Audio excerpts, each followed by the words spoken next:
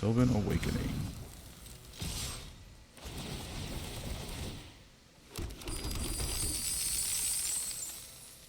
Yeah, baby.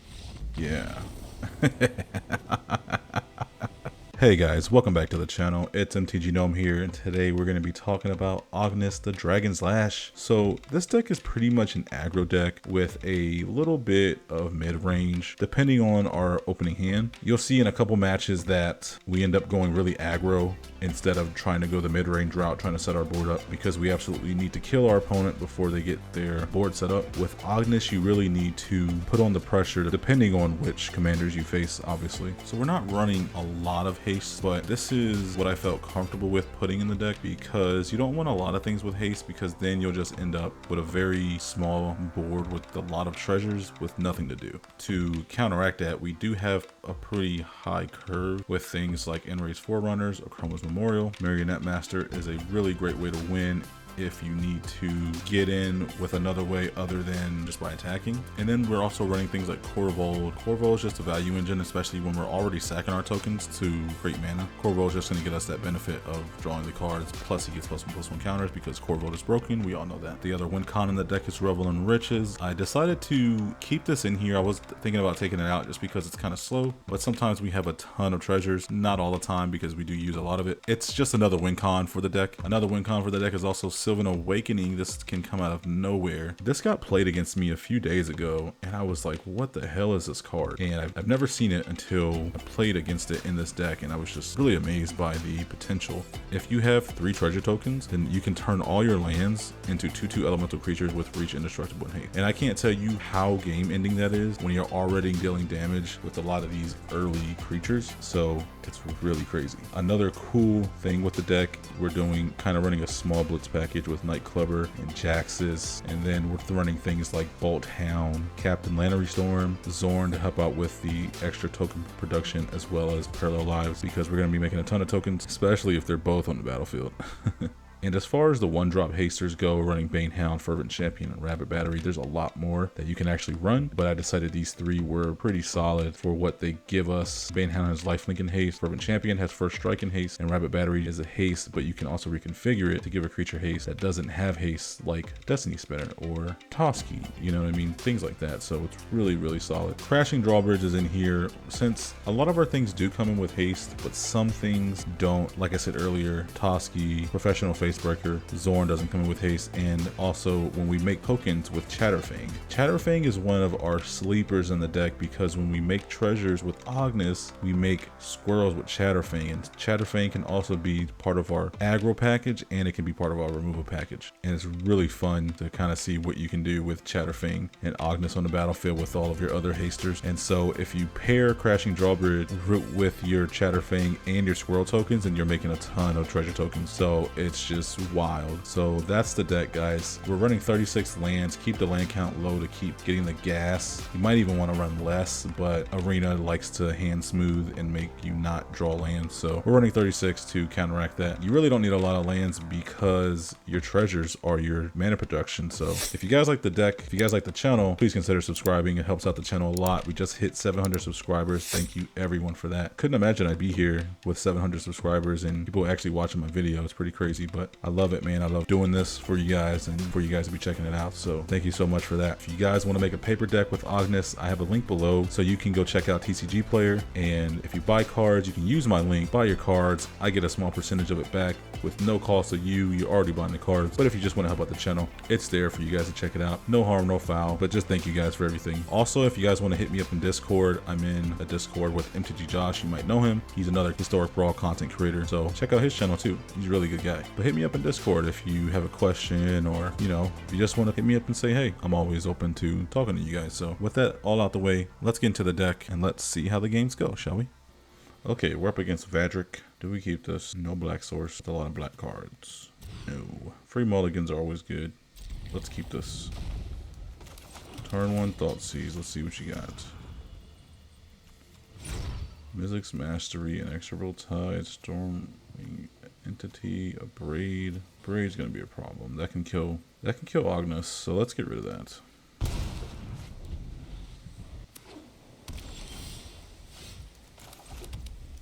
We'll play the Dreadhorde Butcher.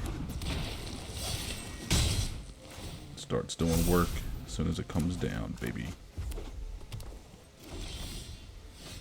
Let's play the green source. Let's swing in with Dreadhorde Butcher. Just want to make sure Stormwing Entity can't come in right now. I know it doesn't have flash, but I've seen weirder things. We can kill Vadric with the Putrefy. So we are not worried at all. We can also get rid of the Midnight Clock with the Vaseju, which is really good. Don't have wash away, don't have wash away. Alright, we're looking good, baby.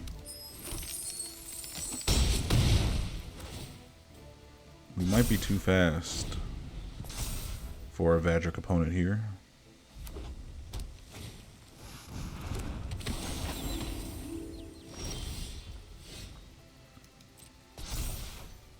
Okay, what do we do?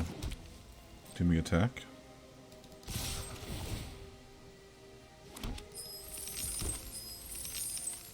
Obviously he's not going to block. Oh, he does block. He's got something. We'll just putrefy it.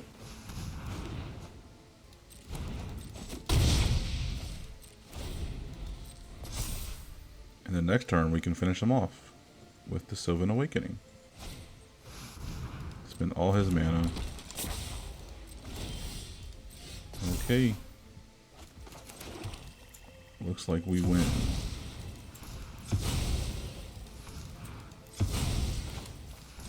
Sylvan Awakening.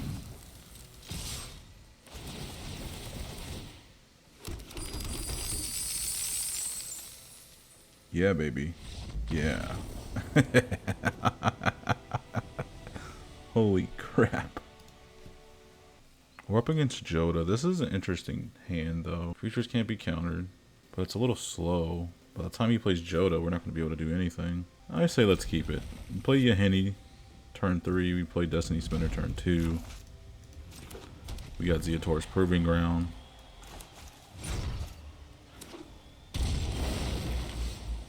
You know, why not? Joda's a hard deck to beat anyway if you don't have removal for Joda. Or if you don't have a way to stop them from absolutely casting every good thing from their hand. I think you're probably just dead anyway. Maybe we can get some damage in fast enough, you know? You can get in some damage fast enough, make them have to do things that they don't want to. Or maybe they just have the God hand, you know? I would say let's play Parallel Lives, but I think we need to do as much damage as possible here. As fast as possible. To put pressure on him. Plays a board wipe. Does not have another white. Ognis is gonna die. Sack him. Desperate doesn't trigger. Which is great because he does not ramp. You know what's really good about that? You play Ognis again.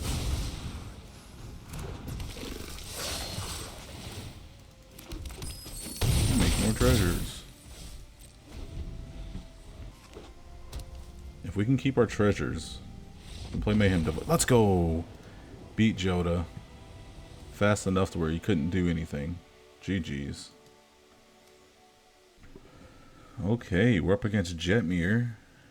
This should be interesting. Can we stop the onslaught before it happens? Okay, let's keep it.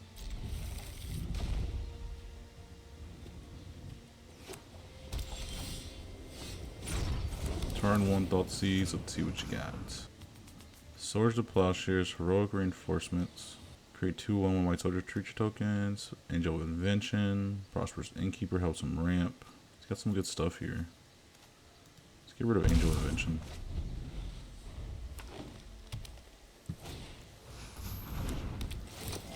That might hurt us in the short run. But we also have the Assassin's Trophy and the Death Sprout, so I mean, I know he has the swords to Plowshare, so we can play around that. Oh, so he's just gonna get rid of that now. Okay. I mean, that's pretty smart. We don't gain no life.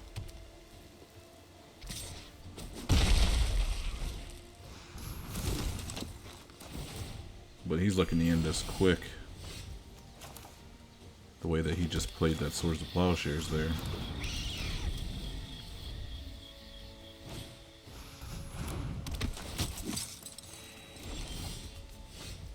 Oh, nice. Binding of the Old Gods. It's really good. Let's do this. Let's play Binding. We won't attack. There's no reason for us to.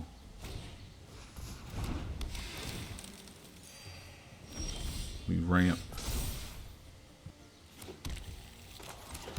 We can play this untapped. Don't think he's got a way to destroy Ognis.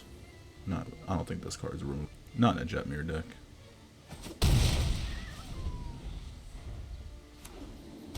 There's his red source. Well, I guess he had it here, but Jetmir comes out early. Wow. Okay, no, we'll take it. Okay.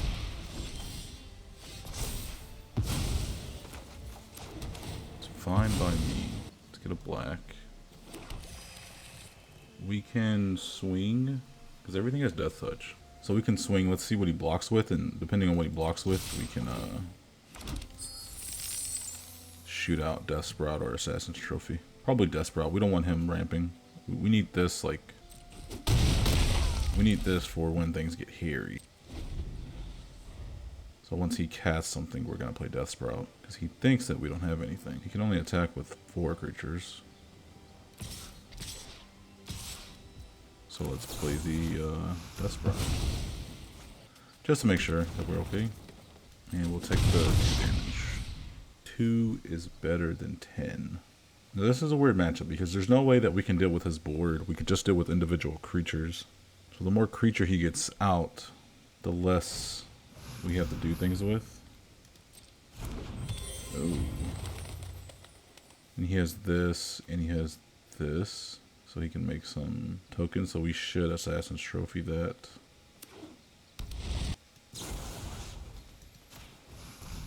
Yeah, I think we should. Just because we don't want his things coming in with flying. We really don't have a way to deal with flying creatures. Here comes Bolt Hound.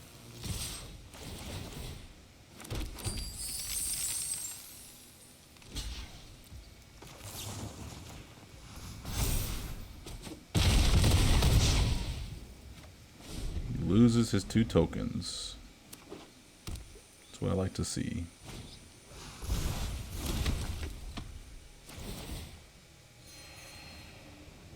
He might actually block with Bolt Hound.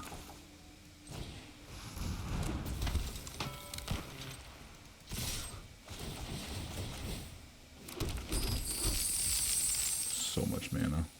So much mana. But maybe that wasn't the right move. Maybe I shouldn't have attacked there. Because this doesn't even have trample. Whoops. Probably my fault. Probably my fault there. Jetmir is here. It's a big boy. Lightning bolt. Very nice. Now that actually stops me. Actually, let's just swing. Yeah, I'm fine with that. And we just replay Ognis because we have so much mana.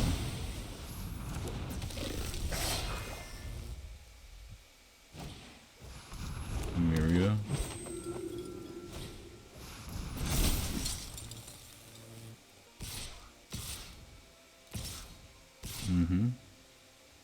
That's what you do.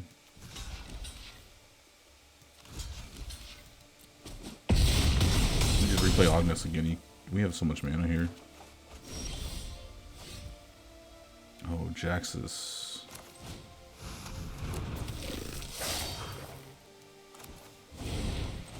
We blitz Jaxus because...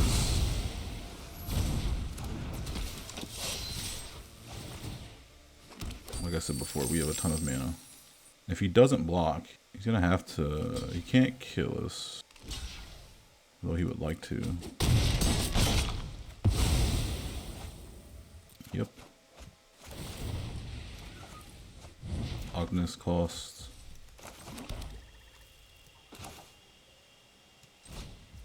Before we have 11.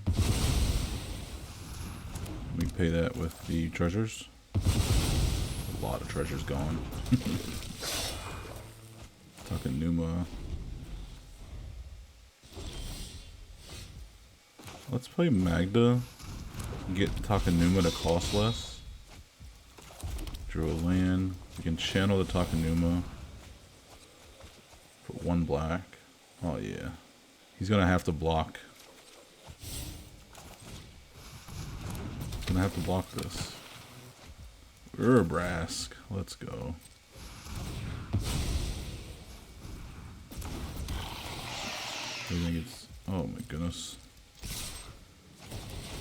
Look at this, man. We can even do this little number. And GG's, man. Holy crap. The amount of synergy we have is crazy. We have 4 lands, but no green. I'm really tempted to keep this. Against an Azusa deck, though. That's what worries me here. Let's mulligan. I think we gotta be a little bit faster. Now we have no red. Unbelievable. Let's mulligan one more time. We have the dig up. We can go get a red source with that. I think this is a keepable hand. Azusa is a 1-2, so Nightclubber won't kill it, unfortunately. But if they have anything like a Scoot Swarm, Nightclubber would be perfect. So let's keep it, put back the Stormseeker. I think we put back the Stormseeker. Okay, here we go. Let's go get ourselves a red. So we can play Ognis. Let's do this. We have Thoughtseize. We can Thoughtseize in the next turn. And we can see what they have in their hand. Marionette Master. That's really good. We can Toski, actually. Actually, yeah, let's Toski. We'll deal a damage. And draw a card. And there's our land for next turn. Awesome. So he plays Azusa. And then plays a land, plays another land, plays a spell. I think we Thoughtseize though. I think we Thoughtseize before we do anything. Because next turn, they might have something that's pretty scary. Oh well, the Infernal Grasp makes things less scary, right? Whatever they play, we could just target with the Infernal Grasp. Yeah, I like that call. Because they might even have, what do you call that?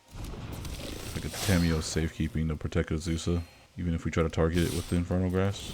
Which we don't really want to target Azusa. Unless, you know, their hand is just full of lands. You can kill the Prosperous Innkeeper. I just wanted to get those cards, so I just went with everything. I'm not really too worried about the life gain. Beautiful. 2 lands. We guarantee our land drops every turn. We are in a good spot right now. 6 mana. What can he play that's going to be scary? Play Gakogla, Vornklex, Thorn Mammoth. We can play a couple scary things, but we have the Infernal Grass to deal with it next turn. So we can Infernal Grass and then even Thoughtseize. If he decides to ramp, we can Thoughtseize into his hand and see what he's trying to ramp into. Unfortunately, we won't ever get to see that information. GG's. Alright, we go first against Hinata. I haven't played a Hinata deck in a while. This might be pretty bad for us. They have a lot of target spells, so I think we want to be able to get ahead of the curve.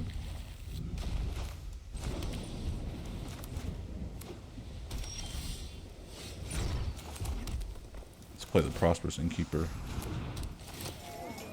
Get us R. Probably has a... Jaxus is interesting here. Oh, do we have a counterspell? Ah. I forgot. Forgot Hinata likes to run counter spells. This is essentially, for this deck, counter target spell for, unless it's counter target spell unless the controller pays 1 for 1 blue in a deck like that. Probably gonna counter this too. No, he just faithful mends. Let's see what he discards to give us a little insight on what he's playing. Compulsive Research, Banish into Fable. Okay. So he does slow us down because we weren't playing. Ognis is really our ramp / aggro on the deck. Oh. 2 blue. I wonder what that could be.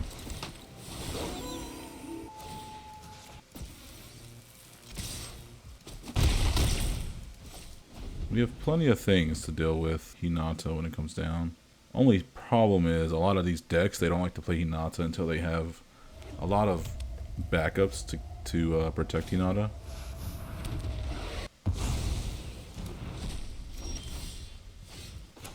We can play this. And then play the Mortality Spear for 2 because we gain life. Lovely.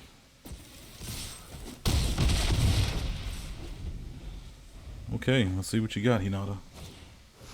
Here she comes. Fire Prophecies, the Reckless Storm Seeker. And we can destroy Hinata. Oh, but I want to gain life. But we have to destroy Hinata, though. You really don't want Hinata sticking around. Absolutely not. Probably has a board wipe. 3 white? Yeah, we might see the board wipe come out. Another Hinata cast. Can we play Hinata and feed the swarm? No, we cannot. We'll just kill it. We could if we had a land come in untapped.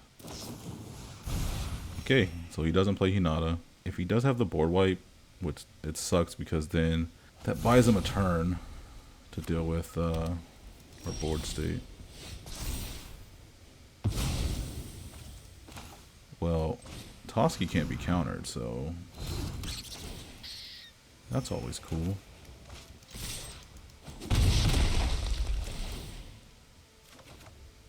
Draw some cards. Oh, Sylvan Awakening. Sylvan Awakening's good.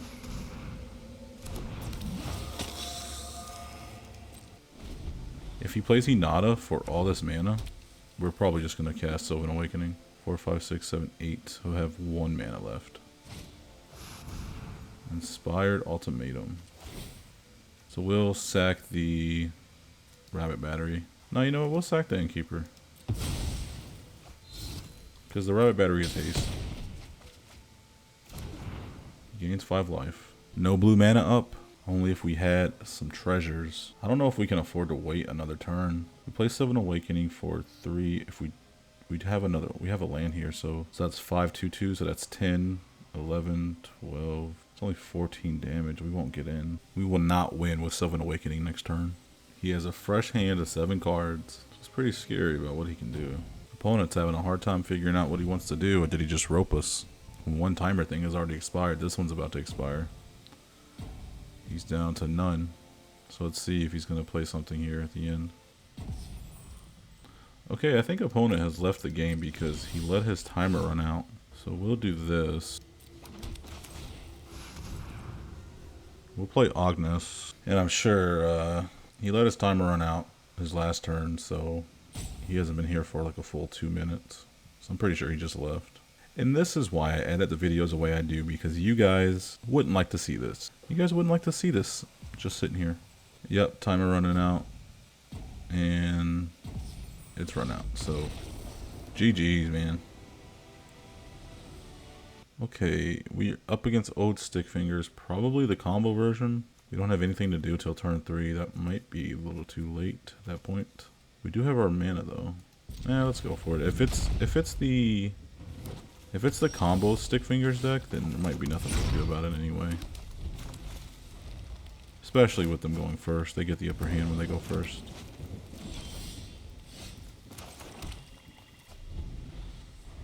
So if you guys don't know what this deck wants to do, they only run a few creature spells, mainly like Ulamog, Shieldred, things like that, and then they cast Stick Fingers, which is then going to reveal Stick Fingers from the graveyard, so you'll see it here.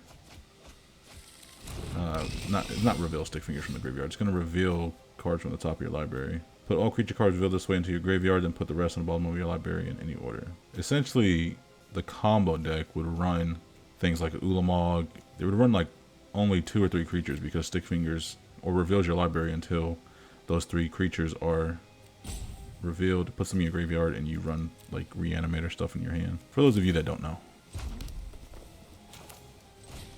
Well, he's not gonna counter this. I mean, he's not gonna block this. I was incorrect. Don't listen to me, guys. I'm just some guy that likes to make historic Brawl decks. Doesn't do anything, huh? I don't know if I want to play into an open 4 mana in Golgari.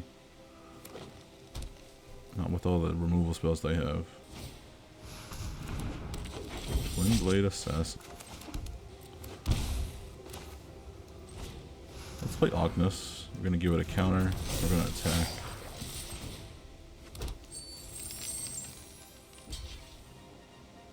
He does block. Oh, he doesn't block. Okay. And we are going to pass the turn. Tries to play anything to get rid of Ognis. We can just Snakeskin Veil. So, yep, that's what I thought. Doesn't get the land from Dust Rod either, so that's really good. Beginning of your end step, if a creature died this turn, draw a card. Glorybringer will save us.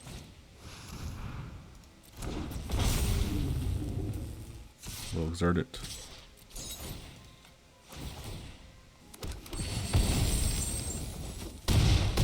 Do a lot of damage to him.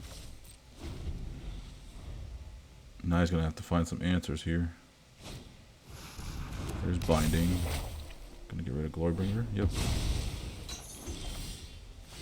That's fine with me. Because here comes Aaron Ray's Forerunners. No removal. You die. GG's, man. If that was the combo Stick Fingers, I think we definitely would have lost. That was what, turn 6? Turn 7?